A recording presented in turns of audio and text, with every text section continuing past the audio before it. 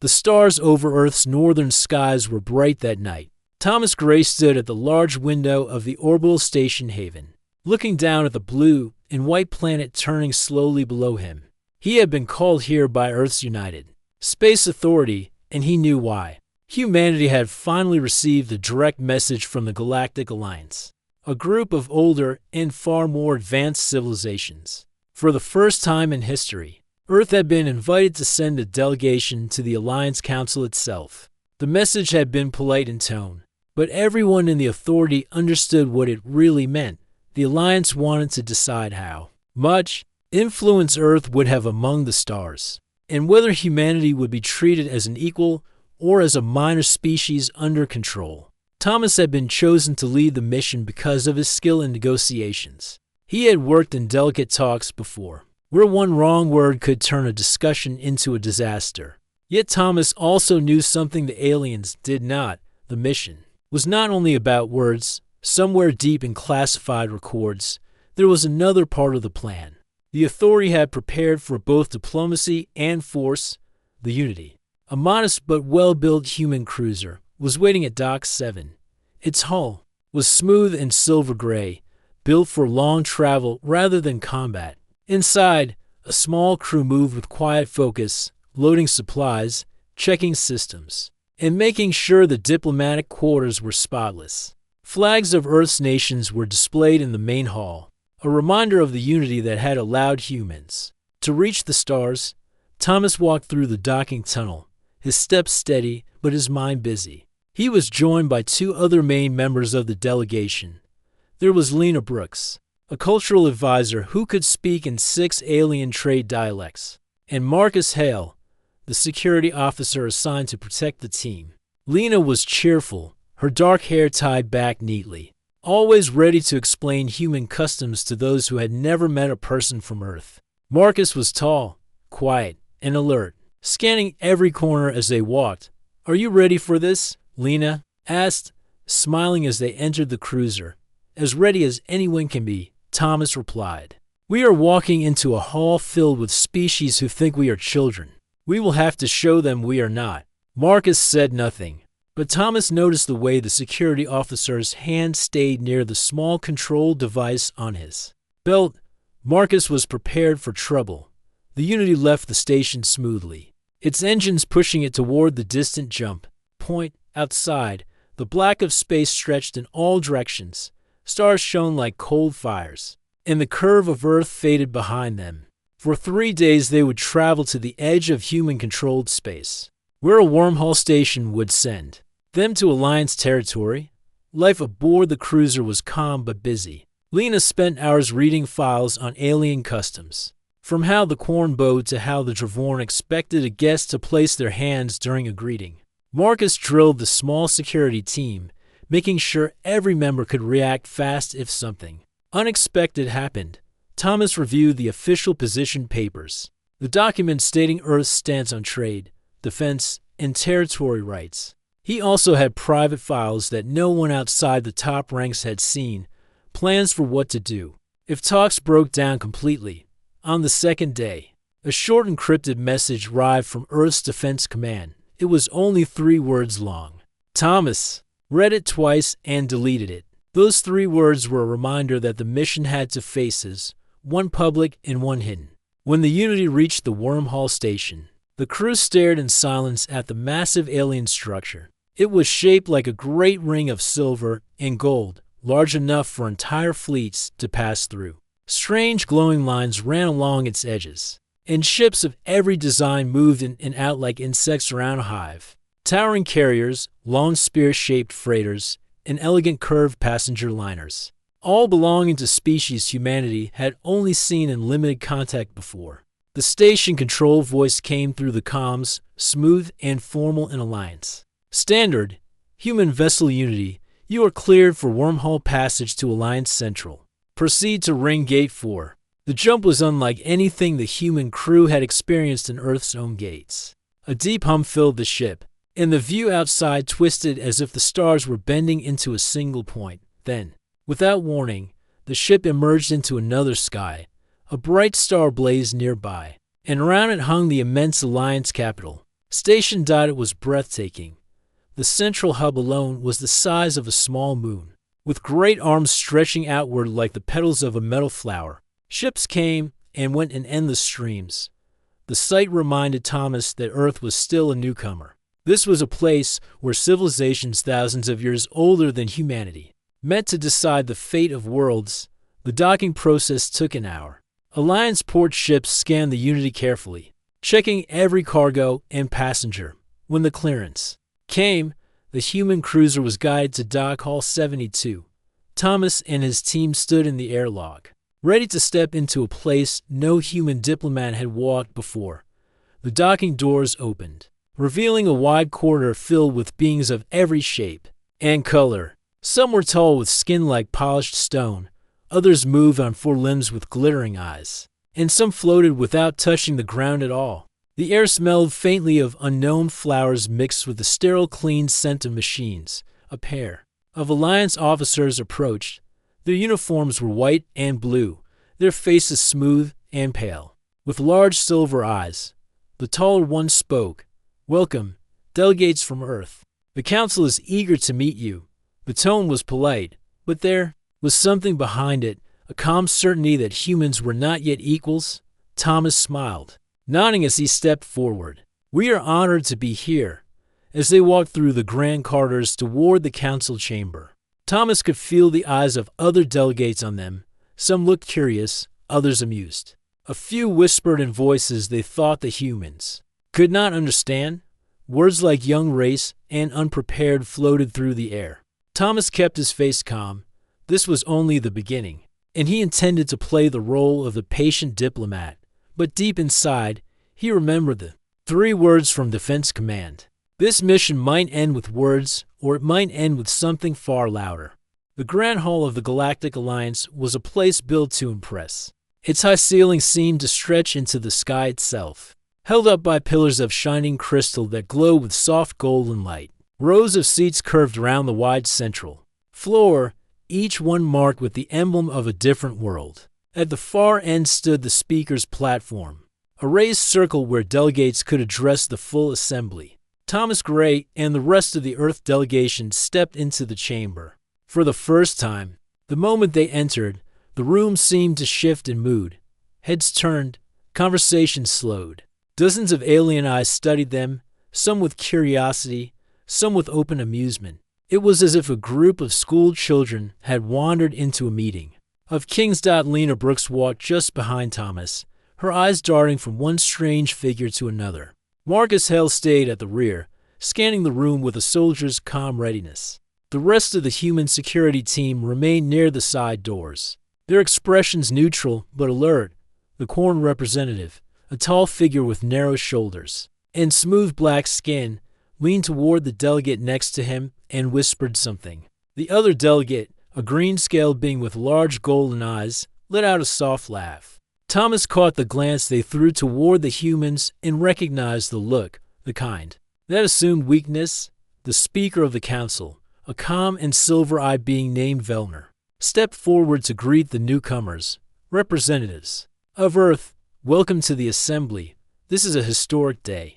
For today, the youngest member of our known civilization seeks a place among the stars." The words were polite, but the slight emphasis on youngest did not go unnoticed. Several delegates smiled knowingly, as if they had already decided the outcome of the talks. Thomas inclined his head. "We are honored to stand here and grateful for the chance to work toward mutual understanding." Vellner gestured to a section of seats near the front, smaller than the grand spaces given to older civilizations. Thomas led his team to them without complaint. He knew the placement was symbolic. In the eyes of the Council, Earth was at the edge of importance. The first hours of the meeting were filled with introductions. Representatives from powerful star systems spoke of their people's history and their role in the Alliance. The room echoed with speeches about peace, trade, and shared responsibility. But when it was time for the humans to speak, Thomas noticed a subtle shift in the atmosphere. The Dravorn delegate, a wide and heavy figure with rich armor like skin, spoke before Thomas could begin. "The humans are a young species," the Dravorn said in a deep, rumbling voice. "They have no great fleets, No proven record in galactic defense. They have only recently learned to cross the stars.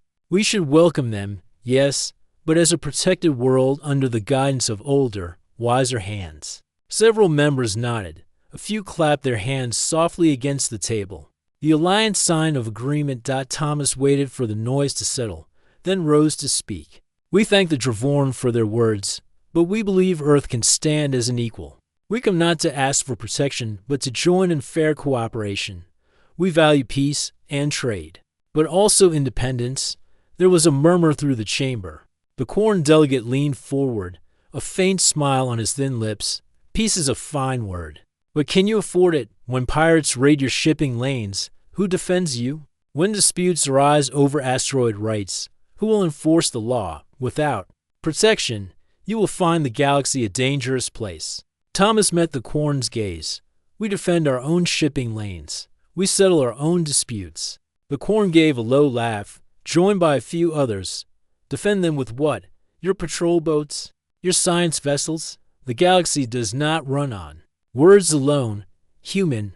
Lena shifted uncomfortably in her seat. Marcus stayed still. But Thomas could see his eyes narrowing. This was no ordinary welcome. This was a test, and the older civilizations were trying to push Earth into a corner. The meeting continued, and the tone remained the same. Every time the human delegation suggested fair trade, or equal standing, another delegate would raise concerns about their lack of readiness or need for guidance. The more polite the humans remained, the more confident the others became in speaking down to them.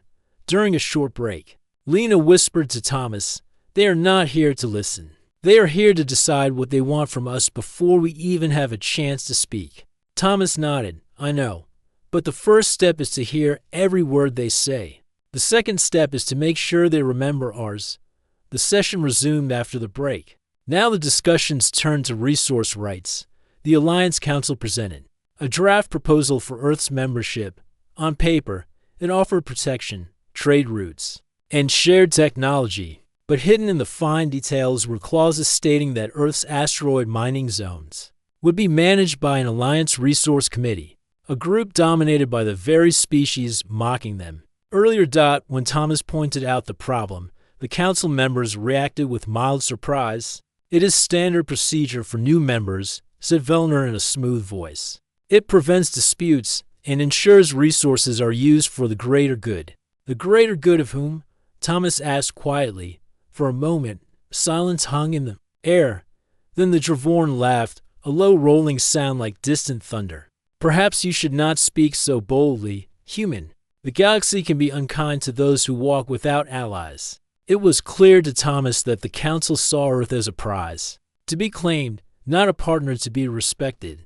Still, he kept his expression calm, his tone controlled. Anger now would only serve their game. By the end of the day, Thomas had a clearer picture of the challenge ahead. The council expected Earth to accept whatever terms were given. They assumed humans had no real power, no ships worth fearing, no influence worth considering. As the human delegation left the hall, a pair of younger delegates from a minor world walked past them. One of them, not realizing the humans understood his language, whispered to the other, "They came for diplomacy. They will leave with orders to follow." Thomas heard it. He did not react. But as they walked back toward their quarters, he thought again of the 3 words from Defense Command. The second part of the plan had not been needed yet. But if the council pushed too far, it might be, for now. He would give them one more day to show respect. If they did not, then Earth's true message would arrive in a form they could not ignore. The second day of talks began with the same polite but sharp tone. The grand hall was full again, and the delegates of older civilizations seemed even more confident. The Dravorn and the Quarren pushed for the protection clause to be accepted, which meant placing Earth's asteroid zones under their control. Every time Thomas refused, they exchanged looks that said they still believed the humans were playing a game they could not win. The official agenda covered trade routes, defense, contributions, and access to wormhole networks. The council's words sounded generous, but the fine details made it clear Earth would be little more than a dependent world. Thomas listened carefully, answering every point with calm logic. But inside, he could feel the tension building. Far from the Alliance capital, beyond the reach of its public censors, a different story was unfolding. Deep in the black void of interstellar space, a shadow moved. It was the Resolute, Earth's first heavy battleship. Its hull was black as midnight, absorbing most of the light from distant stars. The ship was enormous, its shape like a broad arrowhead, with armor plating that could withstand weapons fire from even the largest known warships.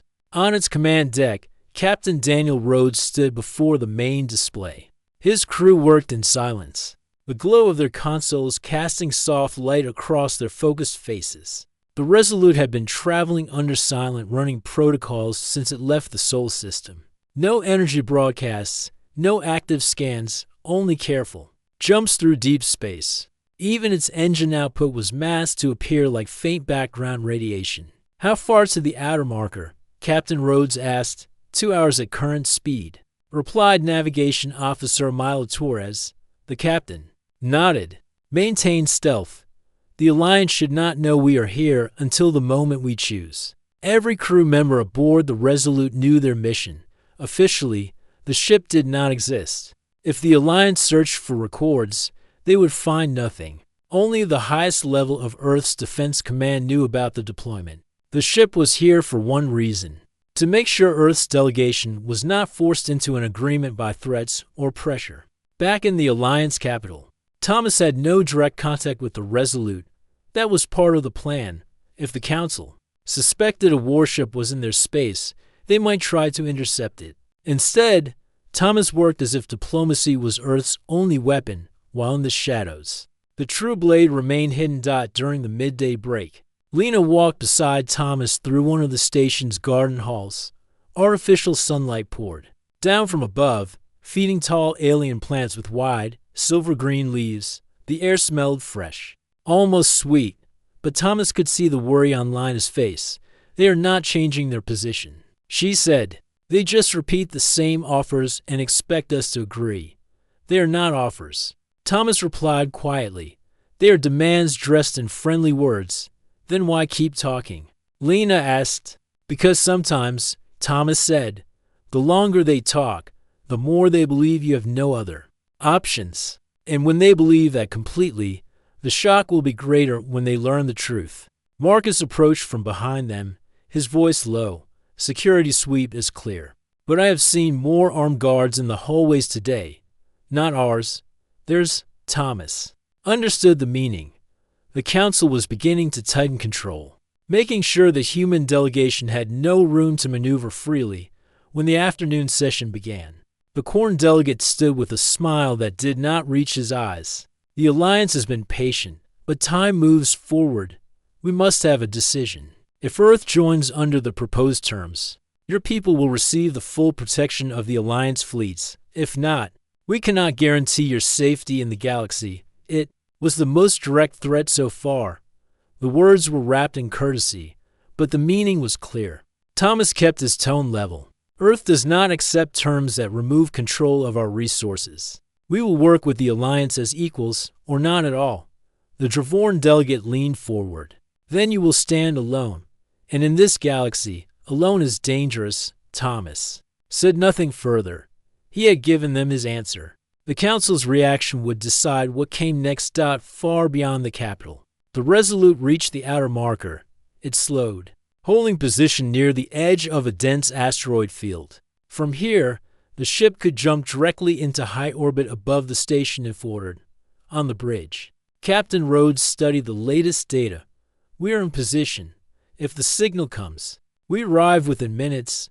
The signal would be a short encrypted phrase from Thomas, one known only to a few. Once received, the Resolute would drop all stealth and enter the system with full power. In the capital, night cycle lights dimmed across the station, but the Council continued private discussions behind closed doors. Thomas returned to the human quarters with Lena and Marcus. He sat at the desk in his small room, writing a secure report to Earth. He explained that diplomacy was reaching its limit, that the Council was moving from pressure to open threats. He stopped halfway through the message, his mind on the three words he had received before leaving Earth. Those words were not just a reminder. They were a promise that if the time came, Earth would not bow quietly. Outside, the station rotated slowly, the stars shifting across the black. Somewhere out there, beyond the edges of sensor range, the Resolute waited like a silent storm.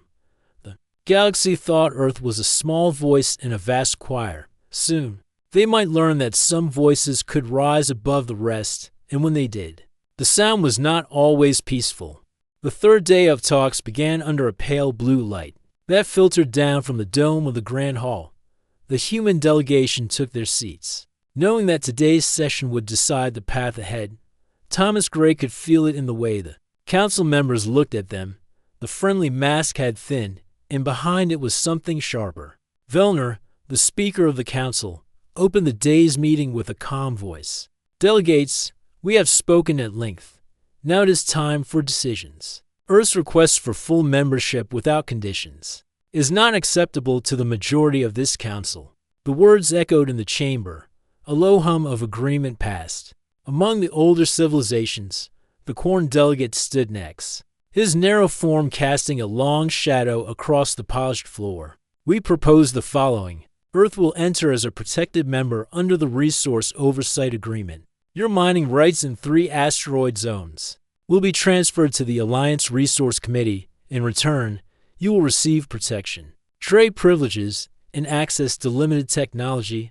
Thomas listened without moving. He noticed how the word limited was slipped in without detail. This was not a partnership. It was control dressed as a gift. The Dravorn delegate added his voice. "These terms are generous for a species so new to galactic travel. If you refuse, understand that the Alliance cannot guarantee your borders or your shipping lanes. Pirates, rival factions, and unfriendly powers will see an opportunity. We cannot stop them all." It was the same message they had been pushing since the first day, but now it came without the thin layer of courtesy. The threat was out in the open. Thomas rose slowly. His voice was steady. "Earth values peace. We value cooperation. But we do not accept conditions that remove our sovereignty. Our resources will remain under our control. We will defend our own borders.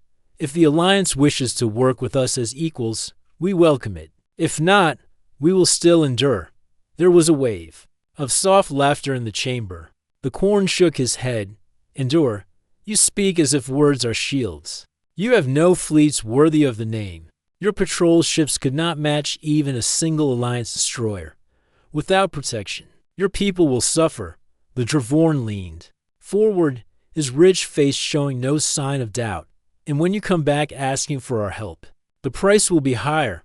Thomas looked around the hall, meeting the eyes of each delegate who mocked his words. "Then I will say this plainly. Earth will not return here begging. We will not kneel to threats." The laughter stopped. Some delegates shifted uncomfortably. Others stared as if waiting for him to falter. Thomas did not falter. Vellner spoke. "Again, then there is no agreement. The Alliance will consider Earth an independent world outside our protection. You will be free to trade on your own, but you will not have access to the inner trade lanes or defense networks. The vote is final." Thomas inclined his head. "So be it." The human delegation left the Grand Hall in silence. Marcus walked a half step behind Thomas, his posture rigid. Lina's face was pale, her usual calm replaced by tight concern. When they reached the private corridor leading to their quarters, Marcus spoke in a low voice. "They have already decided. There will be no second chance." Thomas stopped walking. For a moment, he looked out the tall window at the stars beyond. "Then we moved to the second part of the plan." Lina glanced at him sharply. "You mean—" "Yes," Thomas said. "It is time." He stepped into his quarters, locked the door, and activated the secure comm unit built into the wall. The device was shielded against all station monitoring. He entered a long string of codes, and the screen lit with a faint green symbol. Thomas spoke the signal phrase clearly. "Begin final approach," far from the station. The Resolute received the message. On its command deck, Captain Daniel Rhodes stood at the center console. The encrypted signal was displayed in bold red text. His eyes narrowed slightly, and then his voice rang out across the bridge. "End stealth. Bring engines to full. Set course for the Alliance capital station. Prepare weapons for demonstration. Yes, Captain, came the replies. The crew moved quickly, hands dancing over controls. The black hull of the Resolute came alive with running lights. Its engines flared, no longer hiding their power. The ship leapt forward, a silent predator now showing its teeth. Back on the station, Thomas rejoined Lena and Marcus. "We will attend the council again tomorrow," he said. "But this time, they will hear our answer in more than words." Marcus's expression remained calm, but there was a hint of satisfaction in his eyes. Lena looked uneasy. "If they see the Resolute, they will think we came here planning for a fight." Thomas shook his head. "We came here ready for peace, but they chose threats. Now they will see that humans are not as unprepared as they believe." In the darkness beyond the station's sensors, the Resolute raced closer.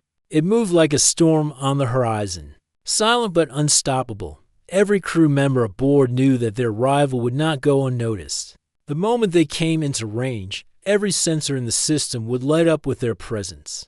Thomas returned to his desk and wrote one more short message to Earth. It was not a report. It was a statement for the record. Diplomacy has reached its limit.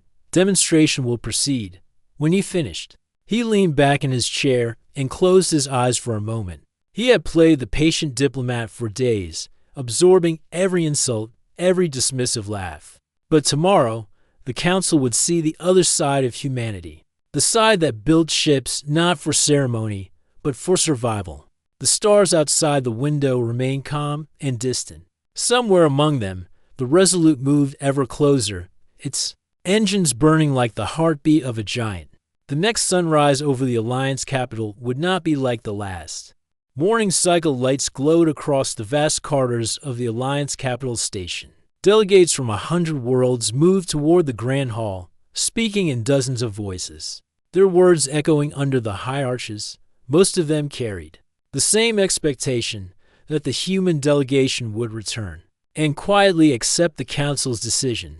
The belief was so strong that some already spoke as if Earth's asteroid zones were theirs to manage. Inside the human quarters, Thomas Gray stood by the window, his eyes fixed on the dark sky beyond. The stars here were sharper and colder than those over Earth, but they were still the same stars he had looked at since his childhood.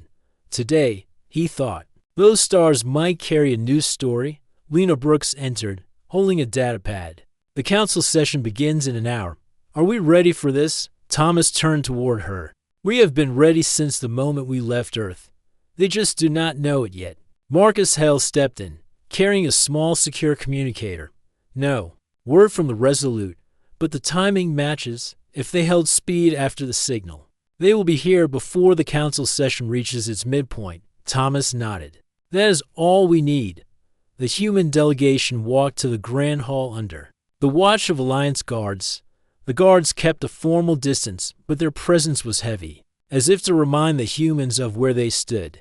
When Thomas entered the chamber, the same eyes turned toward them, some filled with polite interest, others with the quiet amusement of those who think they have already won. Velnar, the Speaker of the Council, called the meeting to order. "Delegates, we resume our discussion of Earth's membership. Unless there is new information, we will move to finalize our records and close this matter." Thomas said nothing yet. He sat with his hands resting on the table, waiting. Halfway through the morning's talks, the first sign came, in the middle of a speech from the Quorn delegate. A faint ripple of sound passed through the chamber. It was not loud, but it was strange enough to make some pause. A heartbeat later, the station's internal comm system crackled to life. "Attention," came the voice of the Port Authority officer. "A large unidentified vessel has entered high approach. All docking bays are instructed to stand by. Traffic lanes will be cleared immediately." Delegates began murmuring. Velnar's silver eyes narrowed. "We were not expecting a warship today. Identify the vessel." The reply from the Port Authority came after a short pause. Identification confirmed. Registry code Earth D1 Resolute. Vessel class, heavy battleship. Size significantly exceeds standard Alliance. Capital ship specifications. The chamber erupted with voices. Some spoke in surprise, others in alarm. A few delegates looked directly at the humans, as if seeing them for the first time. Outside, in the black of space, the Resolute had arrived. It was massive, its armored hull gleaming under the light of the nearby star.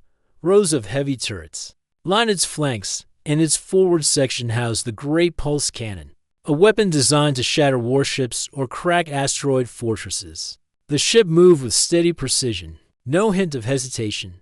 On its bridge, Captain Daniel Rhodes gave the order, "Take position above the station. Keep weapons cold but visible. Broadcast our identity openly on all channels." The Resolute glided into high orbit, its dark silhouette casting a long shadow across the upper docking ring. Civilian ships scattered from its path, their pilots eager to give the giant room. Alliance security vessels scrambled into formation, but none moved closer than a safe distance. The power readings from the human ship made even the most confident captains cautious. Back in the Grand Hall, the noise of the delegates rose again. The Dravorn delegate's deep voice cut through the air. "Humans, explain this. You arrived for diplomacy, yet bring a warship into our heart." Thomas rose slowly. His voice was calm, each word measured. "We arrived for diplomacy. We still seek diplomacy. But you told us Earth has no fleets worth notice. You said we could not defend our own resources. We believed it necessary to show you the truth." The Khorne delegate's narrow eyes flashed. "Is this a threat?" "It is a statement of fact," Thomas replied. "Earth does not wish for war, but neither will we be treated as a world without strength." The murmurs grew louder. Some delegates looked uneasy. Others studied the humans with new calculation. Velmer raised a hand for silence. "What is the purpose of this display?" Thomas met the speaker's gaze. "To ensure the terms of our membership are based on respect, not assumption. You may choose to work with us as equals, or you may choose to work without us, but you will not choose for us." Even those who had mocked the humans 2 days earlier now sat quietly. The image of the Resolute was already spreading through the station's public feeds. A black giant hanging above the Capitol, its guns resting but ready in the observation deck high above the chamber. Lena could see the faint curve of the battleship's hull through the large glass panels. She understood then why Thomas had never raised his voice in anger during the earlier talks. He had been waiting for this moment, the one that would speak louder than anything he could have said. Marcus leaned slightly toward Thomas and murmured, "They are listening now." The rest of the session passed in uneasy quiet. Officially, the council paused talks to review new developments, but everyone knew what the real development was. The Resolute remained in orbit, unmoving, a silent reminder that Earth had entered the meeting by invitation, but would leave it on their own terms. When Thomas left the chamber with his team, the corridor outside was lined with Alliance security officers. None blocked their way. The officers stood aside, watching them pass. Whether it was respect or wariness, Thomas could not yet tell. But the shift was clear. The laughter was gone. In space, the Resolute's crew maintained readiness. They had not fired a single shot, yet their arrival had already changed the balance of the talks. Captain Rhodes received a short-coded message from Thomas. "Phase 1 complete. Hold position." The captain sent back a single reply, "Acknowledged." The sun over the Capitol station began to dip toward the far horizon, casting long shadows across its shining hull. The day had begun with certainty for the Alliance. It ended with the knowledge that Earth was not as small as they had believed. The council chamber was quiet as the human delegation returned. The air was thick with tension and curiosity, for the first time since the talks began. The older delegates were unsure how to react. The massive battleship Resolute hovered above the Capitol station, its presence impossible to ignore. Thomas Gray took his place at the table. His voice was calm but firm as he spoke. "We come seeking peace and cooperation. However, peace is built on respect, and respect is earned through strength and truth." Across the room, many delegates exchanged uncertain glances. The Khorne representative cleared his throat. "You have shown us your strength. But how do we know this display will not lead to conflict?" "The Alliance values peace above all." Thomas nodded. "So do we. That is why we have not fired a single shot. This demonstration is not a threat. It is a reminder. Earth will defend itself. We ask only to be treated as equals in trade and diplomacy outside. The Resolute's crew prepared for the demonstration. Captain Daniel Rhodes stood on the bridge, eyes focused on the asteroid field. Chosen for the display, the field was uninhabited. With several large rocks perfect for target practice, ready weapons, Rhodes commanded. Prepare to fire the main pulse cannon on my mark. The crew moved efficiently, locking targeting systems onto a sizable asteroid. Silence fell inside the Resolute as the power built up in the ship's main weapon. Then came the pulsant intense burst of energy that struck the asteroid dead. Center. The rock exploded in a brilliant flash, molten fragments scattering into space. The explosion was visible even through the station's observation windows. It was a clear message. Earth's technology was powerful and precise. Back in the council chamber, a murmur spread among the delegates. The Dravorn delegates' eyes narrowed. Impressive power.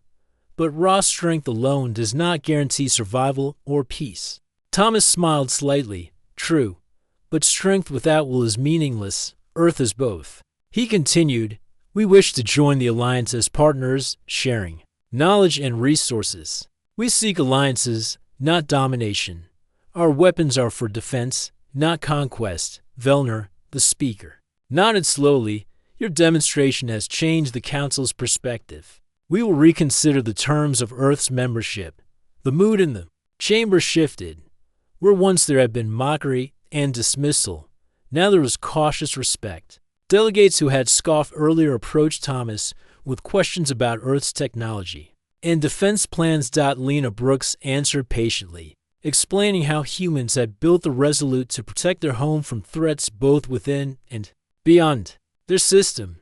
Marcus Hale quietly observed the changing attitudes, ready for any sign of hostility but hopeful for peace outside. The Resolute maintained its watchful orbit. The crew remained alert, knowing the demonstration had achieved its goal, but also understanding that trust would take time. As the session ended, Vellner addressed the chamber. Earth's courage and capability are now clear.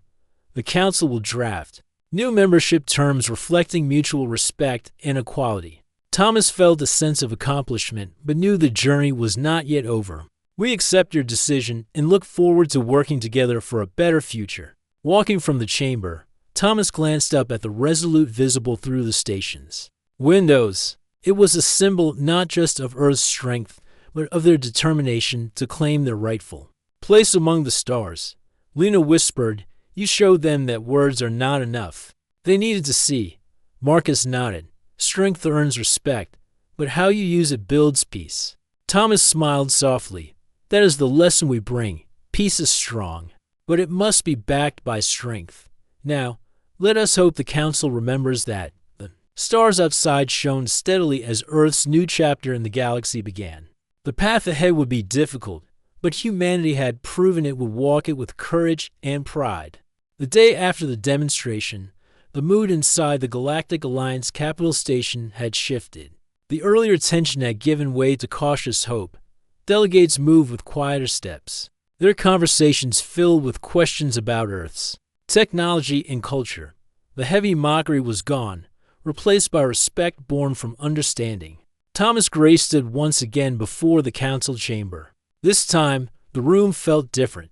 The long tables were no longer lined with hostile faces. Instead, many delegates watched him with curiosity and even a hint of admiration. Vellner, the speaker, spoke first. Earth has proven its strength and its willingness to seek peace.